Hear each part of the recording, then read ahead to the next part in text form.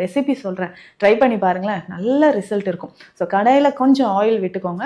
வழக்கமாக நீங்கள் தாளிப்புக்கு என்னென்ன சேர்ப்பீங்க? கடுகு போடுவோம் இல்லைங்களா? அதுக்கப்புறம் இந்த உடச்ச உளுந்து கொஞ்சம் டேஸ்ட்டுக்கு போடுவோம். ஒரே ஒரு சின்ன பச்சை மிளகாய் நீட்டாக கீறி போட்டுக்கோங்க. சீரகம் போட்டுக்கோங்க.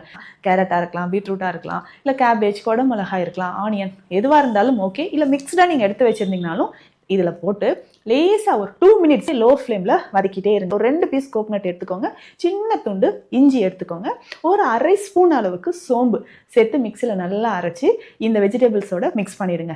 இதுவும் 1 மினிட் தான், சேர்த்த உடனே 1 மினிட். கொஞ்சம் சால்ட் அப்படியே மிக்ஸ் 3 மினிட்ஸில் இது ரெடி பண்ணிடணும். எடுத்து வச்சிட்டோம்னா சூடு கொஞ்சம் ஆறின பிறகு தயிர் இதில் சேர்த்துணுங்க. அவ்வளவுதான். ஸோ இதை மிக்ஸ் பண்ணி நீங்கள் ரைஸ் கூட வச்சு சாப்பிட்லாம், இல்லை தோசைக்கு வச்சு சாப்பிட்லாம், சப்பாத்திக்கு வச்சு சாப்பிட்லாம். ஸோ இது ரொம்ப ஹெல்த்தி. காலையில் இது மாதிரி ட்ரை பண்ணி பாருங்களேன். ஸோ ஃபேமிலியில் இருக்கிற எல்லாருமே நீங்கள் லைட்டாக ஃபீல் பண்ணுவீங்க, வயிறும் உங்களுக்கு நிறைய ஆரம்பிக்கும்.